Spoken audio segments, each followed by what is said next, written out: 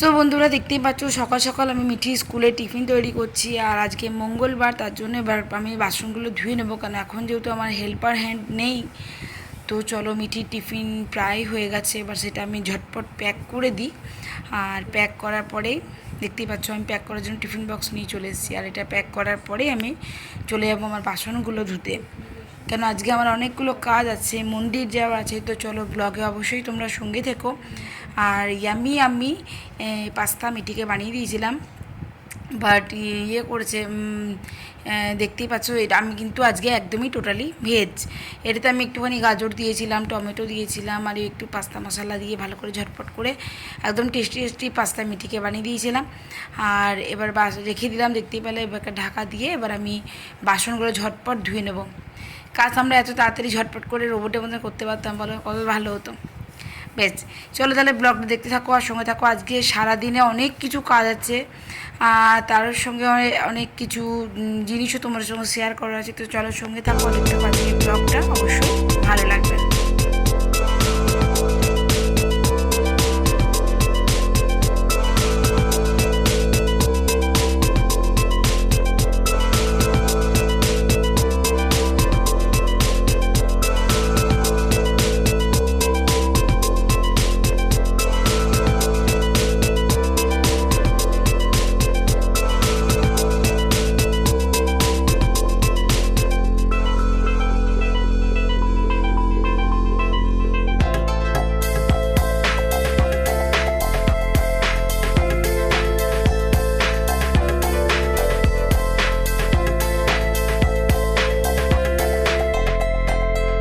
তো ঘড়ি কাটা 6:40, মিঠি একেবারে রেডি হয়ে গেছে, দেখতেই পাচ্ছেন। আর আমারও টিফিন রেডি। তো মিঠি এবার বেরিয়ে যাবে, আর আমি এবার যাবো চান টান করে মন্দির। সো দেখতেই পাচ্ছ বন্ধুরা, আমরা আজকে কিন্তু মানে রানীগঞ্জ শ্যাম বাবার মন্দির যাইনি। আমরা আজকে আমাদের ভিনগি লক্ষ্মীনারায়ণ মন্দিরে যে শ্যাম বাবা আছেন, ওখানেই আমি এখন পুজোটা দেব। তার কারণ একটা দুর্ঘটনা অলরেডি ঘটে গেছে, যেটা আমি তোমাদের সঙ্গে পরে শেয়ার করেছি ব্লগে। অবশ্যই সঙ্গে দেখো আর দেখতে দেখো আজকে এই ব্লগটা।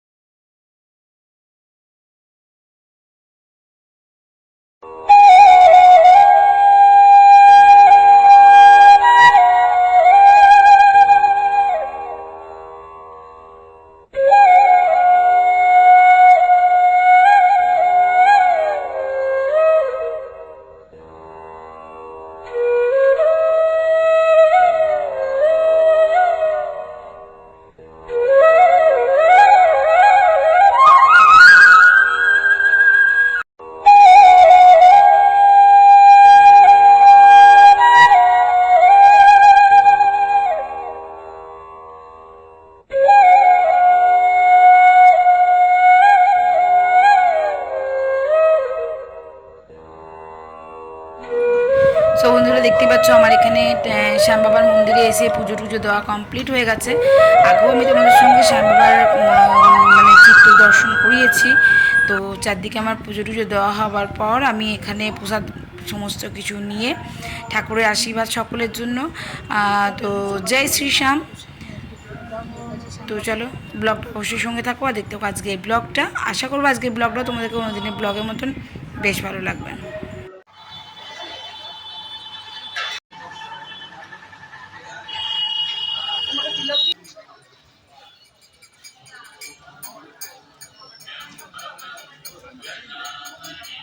তো চলে এসেছি বাড়ি, আর একটু গরম করে নিয়েছি পাস্তা, এসে নিয়ে খেয়ে নেবো।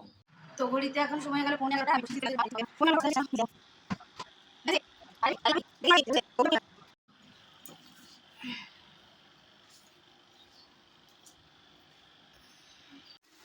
সেদিকে দুপুরের লাঞ্চ শুরু হয়ে গেছে। আজকে আবারও ইনস্ট্যান্ট ধোকা বানাবো, মানে ধোকার তরকারি।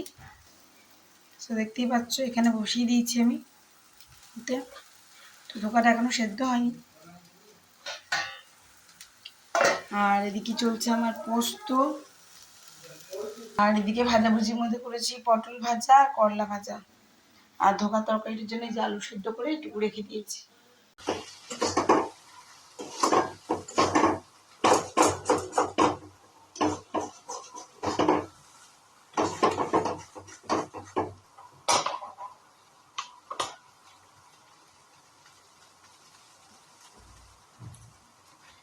আচ্ছা, আপনাদের সঙ্গে কালকে আমি শেয়ার করেছিলাম যে আমরা আইকিউসিটি গেছিলাম, সেটা কিন্তু শেয়ার করেছি, মেশোকে দেখতে গেছিলাম। আজকে একটা দুঃখ সংবাদ, এটাই খুবই একটা ব্যাড নিউজ আপনাদের সঙ্গে শেয়ার করি। আর সকাল 8টার সময় মেশো এক্সপায়ার করে গেছে। তো বডি আসবে হসপিটাল থেকে, তখন যাবো একবার। ওই আসতে করতে বললে 1টা 1:30 বাজবে। তো আমি ঝটপট রান্নাগুলো করে নিই, আজকে একাদশী আছে, মঙ্গলবার আছে, আজকে আমাদের নিরামিষ আছে। তো ঝটপট করে নিই, তারপর যাব। চলুন, ব্লগে অবশ্যই সঙ্গে থাকবেন আর দেখতে থাকবেন আজকের ব্লগটা। তো এই যে বন্ধুরা, হসপিটাল থেকে মেশোর শবদেহ চলে এসছে, এই যে স্বর্গরথে করে যেটা সাজানো আছে।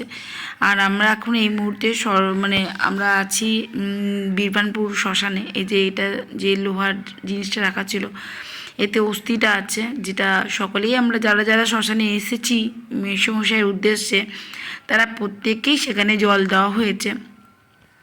উপরের আকাশটি কত সুন্দর লাগছিল, কত সুন্দর একটা আলোর ছটা, চারদিক স্নিগ্ধ, কিন্তু তার মধ্যেও কেমন যেন একটা দুঃখজনক জিনিস একটা বারবার মনে হচ্ছিল।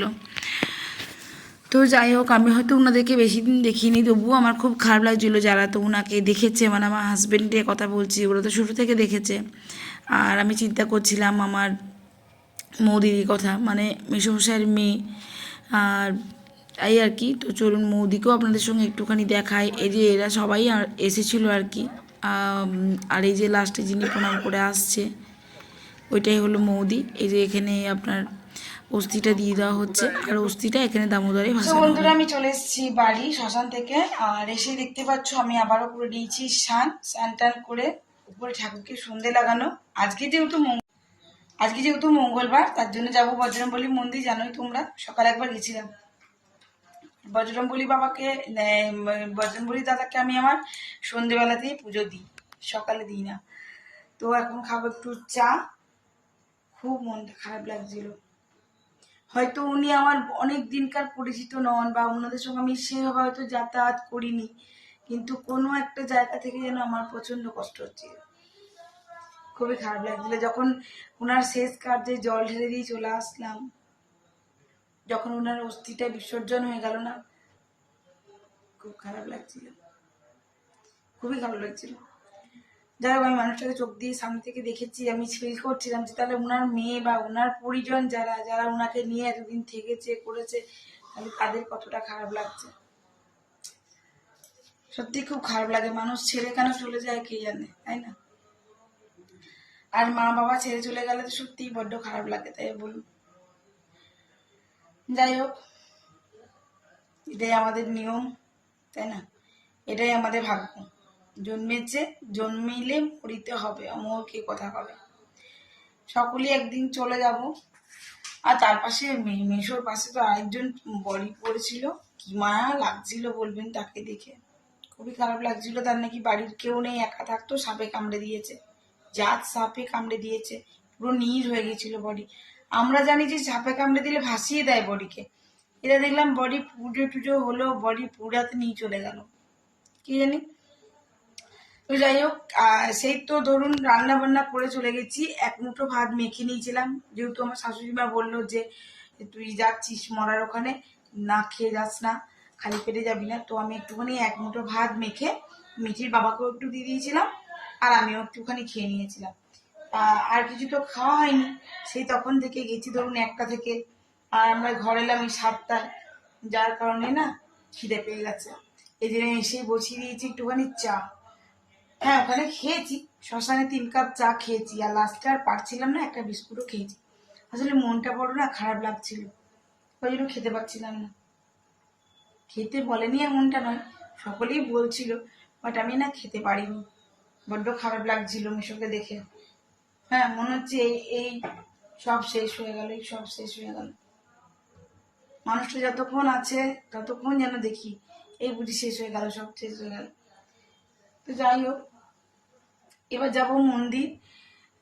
তো অবশ্যই আপনাদের সঙ্গে একটুখানি দর্শন করিয়ে নেব, আর তারপরে আজকে ব্লগটা এখানে শেষ করছি। আজকে বড় ক্লান্ত, আজকের মতন এটুকু। সকলে ভালো থাকবেন, সুস্থ থাকবেন। অবশ্যই আজকের ব্লগের সঙ্গে আমি আজকে বাবা বজরংবলীর আমার হনুমান দাদার ছবি অবশ্যই অ্যাটাচ করে দেবো। দর্শন আপনারা করবেন। মায়ের দর্শন আমি সকালে করেছি, করে আমি শ্যাম বাবার মন্দিরে গেছিলাম আগে, যেহেতু একাদশী আপনাদেরকে বললাম, তার জন্য চলুন একটু চা খাই, মাথাটা বড্ড ধরেছে।